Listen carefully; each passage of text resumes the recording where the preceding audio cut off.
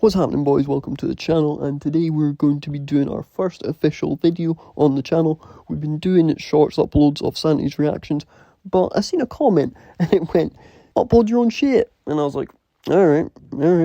So I've decided to put my own 2 pence piece into the equation, and we're going to predict Night 1 Wrestlemania 42. Okay, so the first match we're going to have a look at and predict is going to be LA Knight and the Usos versus The Vision and Speed. And personally, I don't see any team gaining anything from this match. The Usos and LA Knight, what's it if they beat Speed and The Vision? I mean, they are tag team champions, they might get another shot, but honestly, it's a nothing match for me. And if Speed and The Vision beat the Usos and LA Knight, it's going to take a dent on the Rego, but I don't think it's really going to have any implications. So it is what it is. And for this one, I think Danhausen's curse on Speed might play a little factor. He might uncurse him before the match, and I don't know. But we're going to go with... I'm leaning more towards the Usos and LA Knight getting the job done and Speed taking the pin. Okay, on to the next match, and it is a unsanctioned match between Drew McIntyre and Jacob Fatu, and may I tell you, I am hyped for this one. I think it's going to be a really good match between 2 really good wrestlers in Drew McIntyre and Jacob Fatu. But where do I see this going? I'm a big Drew fan, so I could put a little bit of bias on here, but I'm going to try put that aside. I think this match could be really, really good, especially because it is unsanctioned, but WWE are a little bit safe sometimes with them unsanctioned matches, except for Sami Zayn versus Kevin Owens one. That was pretty brutal. I did enjoy that. So I'd like to see Drew win this, but I feel like Jacob Fatu is going to get this. More because Drew's going to be away filming Highlander. If he wasn't away filming Highlander, I don't know, this could be a toss of the coin. But for that one reason and that reason alone, I'm going to go with Jacob Fatu to get the job done against Drew McIntyre, which hurts me to say. But I like both wrestlers, so honestly, this is just going to be a good match for me. Okay, on to the third match, and we have got Becky Lynch versus AJ Lee for the Women's Intercontinental Championship. And this one's been built quite nicely. The feud's been going on for a couple months now, maybe even longer, since WrestlePolos, I'd say. Just when AJ returned, it's been going on since then. And so far, AJ is 3-0 against Becky Lynch, and I'm going to be honest, I just don't see her going 4-0 against Becky Lynch, especially at WrestleMania. But the factor that I'm seeing the last couple of days is that Paige has re-signed with WWE, and now that puts a spinner in this, because we could do a little bit of a full circle moment, a little bit of repeated history, because at WrestleMania 30, if you would remember, AJ Lee retained her championship. At that time it was the Divas Championship against, I can't remember who, unfortunately, but the night of WrestleMania 30, the Raw after, Paige made her debut and dethroned AJ Lee on a historic reign. We could repeat history here if AJ retains and Paige comes back on Raw after Mania. Now that would be a little bit crazy, but does she deserve the title? I don't know. I don't know if that's just like a full circle moment for the sake of it, but it would be really cool. But I just don't see the hype about it. I think it would be good, but not good enough to just let Becky rot. So we're going to go with, on this one, it's a tough decision, but I think Becky is going to finally break that 3-0 streak against AJ and finally pick up a win on the grandest stage of them all. My prediction is Becky Lynch to take the belt home. Okay, on to the next match, and it's Seth Rollins versus Gunther in a bit of a nothing match, in my opinion. It's going to be a good match, but it's not really got anything on the line. Except for Gunther, he has a little bit of an incentive to get the job done, where he gets a favour of Paul Heyman, and everyone thinks it's to retire Brock Lesnar. I think that'd be a great incentive if that is the favour, but I'm not sure. We'll see where it goes, but this is going to be a great match nonetheless. The build has been slow, obviously, because they've had like 2 or 3 weeks to build this, but what they've done has been believable. The last segment where Seth went for the stomp on the steps, that could have been nasty. Obviously, it wasn't going to happen because I don't think they'd allow that, but you never know. But that was pretty cool. So they've got me believing that they don't like each other, which is probably what they wanted to get across. Although it's because it came out of nowhere, because both the WrestleMania feuds got absolutely wiped out. Rey Mysterio got injured, then conveniently came back, but we won't talk on it. And then we've got Braun Breaker getting injured by himself. He gave himself a hernia. Outrageous.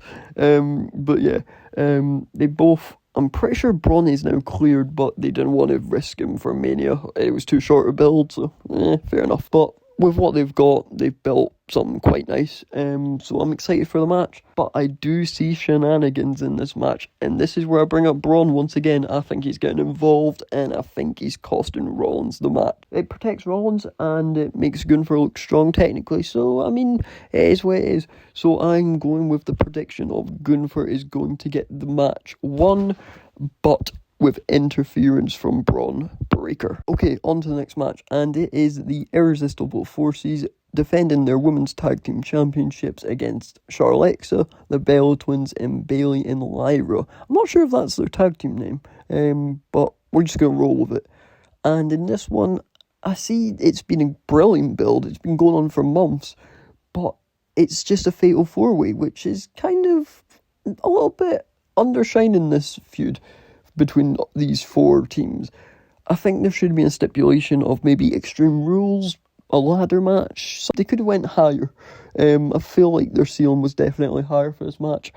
But that aside, I think this is going to be one of those ones where they're going to right a wrong from last year. And I think we're going to have Bayley and Lyra win this because Bayley got cut from WrestleMania last year. I could see Charlexa breaking up here. There could be a turn of one of them, but I'm not entirely sure on that one. We're going to... that's a small prediction, but not 100% guaranteed one in my eyes. But I do see Lash Legend and Nia Jax dropping the belts in this one, with also the Bella Twins being a game time decision because Nikki got injured with an ankle injury. We could see another tag team in there. I'd like to see the Kabuki Warriors personally, or even Julia and Kiana James. That would be a very cool one to get Julia on the card, but yeah, I'm still going to predict Bayley and Lyra to win this, with Bayley being righted of the wrong that happened last year at WrestleMania, and they finally win the Tag Team Championships together. Okay, and on to the next match, it's Stephanie Vakair versus Liv Morgan for the Raw Women's World Heavyweight Championship, and this is going to be a banger. Hopefully that is the case, because this feud has been amazing, with such little screen time given to it. They have produced so much tension and hatred towards each other. It's been brilliant.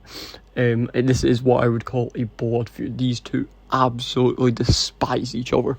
So going into this, I think this could genuinely go either way. It's a flip of the coin once again, and you could make an argument for both women to win this match. Stephanie Vakair could win this because there's dream matches on the card if she retains. They could run it back with Liv Morgan, they could add Rhea Ripley into the mix, they could give Bianca Belair a match when she comes back. There's so many options, not even excluding Becky Lynch. Like, there's so many options. But you could give it to Liv Morgan because she's, at the moment, one of the top stars in the company. Like, she could carry this division very, very well. And like I say, you could argue the dream matches as well. But I'm going to take a different route, and I'm going to say Stephanie Vakair is going to retain. But not by herself. I think the Judgment Day is going to get involved here and cost Liv Morgan the match. Especially Raquel Rodriguez will cost Liv Morgan the match, because Liv Morgan has cost Raquel so many championship opportunities. It's just fair at this point. She needs to get her comeback on her. But yeah, that is my prediction. Raquel Rodriguez will interfere, costing Liv Morgan the match and helping Stephanie Vakair retain her championship. Okay, and on to the final match, the night one main event of Cody Rhodes defending the WWE Championship against Randy Orton with Pat McAfee in there. I think everyone knows everyone's opinion on Pat McAfee. He just doesn't need to be in this. But I am going to go for a very, very unique take here. And I think there's going to be a swerve here that no one's going to expect. I think we could see a double turn here. I'm going to put this in the air. I'm not saying it's guaranteed. This is my prediction. I think Cody might turn to the dark side and Randy might switch sides to the good side. Like, we have a chance here. Randy Orton wins his title, maybe. It goes to celebrate with Pat McAfee, RKO. Or, here's what I'm going with. Pat McAfee costs Randy the title, and the plan all along was to get Cody to retain, and he joins the TKO group, and he is the main man for it, which would be pretty crazy because he is seen as a politician. But that's just a little sly prediction. I'm not saying it's going to happen, but it's out there. But if you want a proper, like, who's going to win prediction, I think it's going to be Randy. Looking into it, Pat McAfee said he's going to leave WWE completely if Randy loses. I just don't see that happening. I see the TKO storyline being a thing. So, I think Randy is going to win number 15. Okay, and that is it. And that is it for these WrestleMania Night 1 predictions. Hopefully you guys enjoyed this video of my first on the channel. Obviously the production isn't great because I don't have a mic or a camera or anything like that, but we'll work towards it. But for now, we will be doing voiceover videos. Like it or hate it, that's your choice. Optional to stay, it's up to you. But yeah, thank you for watching. Hopefully you enjoyed. Like, subscribe, do all that good stuff. And yeah, root to it, and I'm out.